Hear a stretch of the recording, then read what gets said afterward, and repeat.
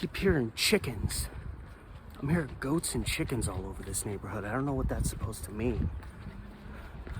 Anyway, hi. Hey, how's it going? You're there, aren't you? It's Steve. How you doing? I'm doing pretty good. I'm doing pretty swell.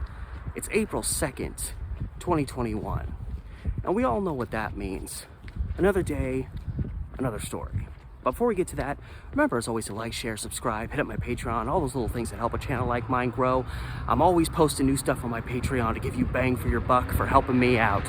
And the links to my Instagram and Facebook pages are also listed, linked below, along with my Patreon, that are both closely related to the content that I am producing here, as well as on my main channel, Steve the Amateur Historian. Okay, I can bring my volume down a little bit.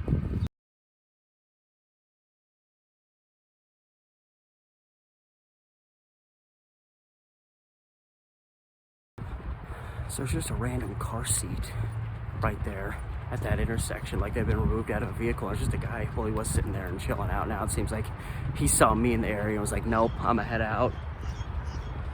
My apologies if you're starting to hear that feedback. I'm actually right above the freeway. This is actually a stretch of road I've never walked before. I'm about to turn onto Klickitat Street, which, if you know, Beverly Cleary wrote all those iconic kids' stories. Mouse on the Motorcycle was my favorite.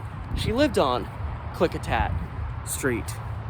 Of course, Klickitat Street goes a long distance. But anyway, right past these houses here is the freeway down below. So there's a little bit of, my apologies, wrong place, wrong time. I think this house is abandoned.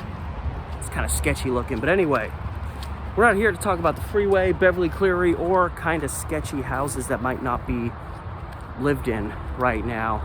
We're here to talk about an April 2nd. Not just any April 2nd, but an April 2nd of many years past. It was a chill, cool afternoon in the city of Portland, in the main portion of the city, which is the area that's the downtown neighborhood today. I submit to you Tom Allen's Pool Hall, located on 2nd Avenue, which means it was just a couple blocks back from the river, and just in general, those first couple blocks back from the river, Front Avenue, 1st, 2nd Street, up to 3rd Street, lot of vice, a lot of crazies, lots of, you know, saloons and taverns for people to get drunk at, pool halls to hang out at, lots of rundown hotels and flophouses, and, you know, the kind of places where criminals that needed to hide for the night would pay $1 to stay in a room, or, you know, lots of transients kind of bobbed between these hotels and rooming houses and flophouses. It was a very rough area, which is interesting because, you know, further north it's still Old Town and it's still got that kind of rustic old vibe to it. But with the revitalizations of the town, particularly the southern half of downtown during like mostly during the 1960s, like most of the structures down there are, you know, at most only a couple decades old. It's a lot more tall buildings, skyscrapers. Portland State is kind of around there. So you wouldn't go to like the more southern half of downtown and then get close to the waterfront and think, man, this must have been messed up back in the day. Because it really was. And what the heck? So on this particular April 2nd, some local fellas, toughs, I don't know, some guys are just hanging out at Tom Allen's Pool Hall, trying to just have a good time, whatever that would have entailed. Probably at least a little bit of illegal activity.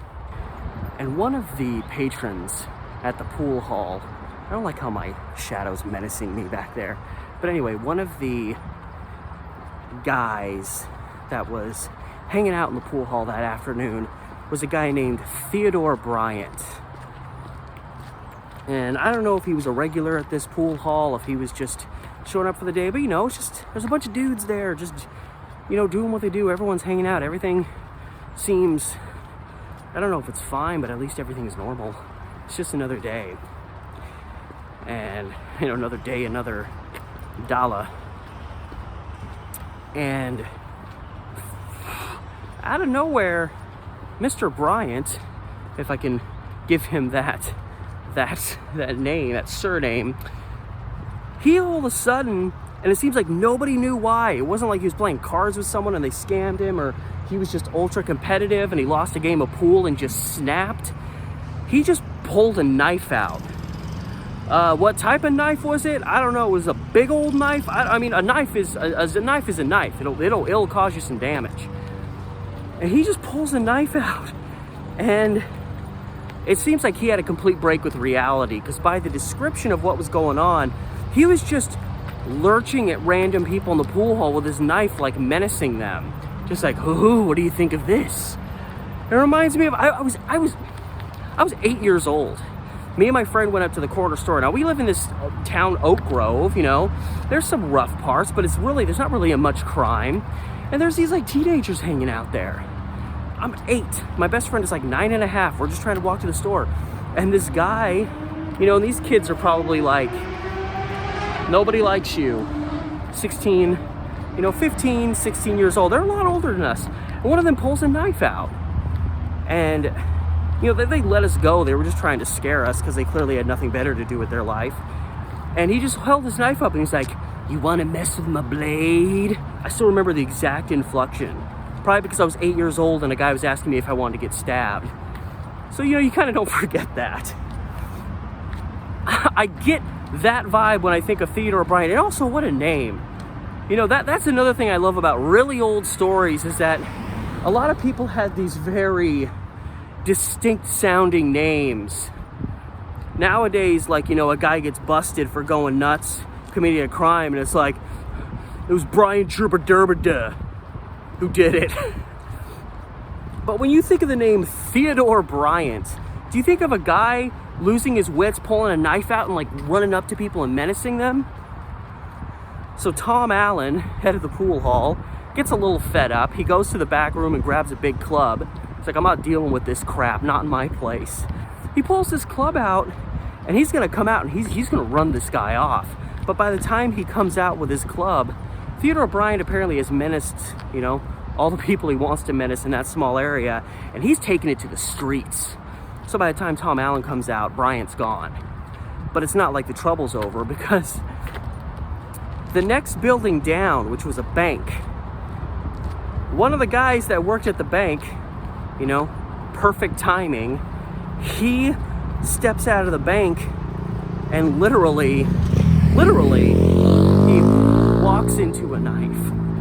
He literally walks into a knife, because as he steps out of the building, there's Theodore Bryant. Hey, So the guy freaks, probably just about craps himself, and literally uses his gravity to just thrust himself back into the bank and slam the door shut before this lunatic can do anything to him.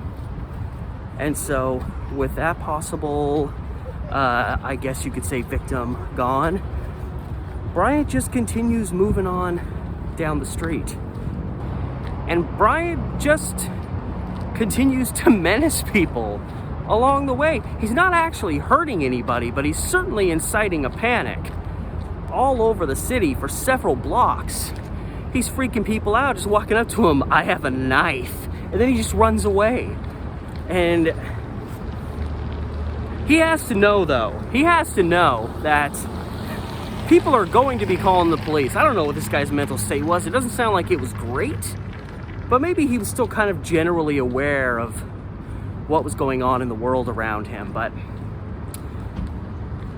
apparently, as he's menacing people, police, so, well, of course, back then there was more police on foot walking around town. And so eventually Theodore Bryant transitions from menacing people to generally trying to stay one step ahead of the police. And I'm wondering, they reference a certain head with the police. I think they said his last name was Humphrey. And I'm wondering if Humphrey, or Humphreys, I don't know if it was plural, but I'm wondering if this guy was a fairly heavy set officer. And the reason I say that is because in the article they reference that Bryant was trying to stay one step ahead of Humphreys, but they refer to Humphreys as perspiring. And I always feel like in old time, newspaper articles, if somebody was... I found another article about a guy that managed to outrun this police officer who was kind of a heavy-set guy, and it was an old article, and it was, just poking fun at this officer for being overweight and how he couldn't catch the criminal because he was too overweight. They talk about how he lumbered and heaved and was sweating. I feel like perspiring, in reference to a police officer or in reference to a lot of people back then, often referred to somebody as being overweight, even if they didn't say as much. So anyway, Bryant is apparently staying one step ahead of this perspiring officer and his fellow cohorts that are trying to pursue him through the city. And it's this really great classic, like, criminal in the city. Like, he's changing his direction, cutting down back streets, and he's cutting through alleys back when, Portland actually had alleyways, well, in the downtown area. And, he escapes the pool hall, which is on 2nd, and ultimately manages to get back to his home, which is on 10th. I don't know how far east and west he had to travel, but he had to meander a few blocks and do a lot of shifting around to ultimately get back to his house. But he's not done being absolutely nuts. He ends up, you think, first of all, why would you run home if you get the feeling that someone's after you? It's going to be one of the first places the police go to.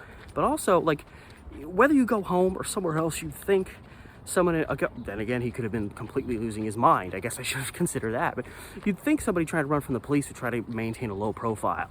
And if they do go home, they try to hide somewhere. Hide in the attic. I don't know. But after Bryant gets home, he climbs up onto the roof of his home and essentially has this, no, I don't think any bullets were fired, but he essentially has a standoff with police. Police are just kind of surrounding his house, and he's just standing on the roof, probably yelling random obscenities down at them. And, nothing's really going anywhere. The police are just going to stand there and just wait Bryant out, or wait till he does something else kind of stupid, and then they got him. And I wish there was more details about how this thing ended. They don't really explain how they ultimately got Bryant, except that they were ultimately, after considerable trouble, as they put it in the article, they were able to take him into custody.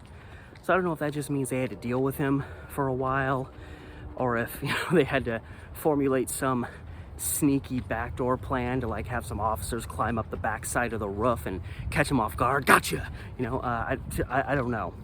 And I wish I did. That would be a much more satisfying ending to the story, even though it's just like it just didn't.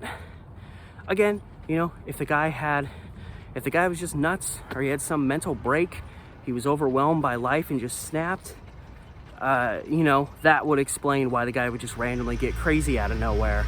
Because other than that, I can't think of anything in his, it didn't seem like anybody pissed him off. It didn't seem like anybody was egging him on, and he just got mad.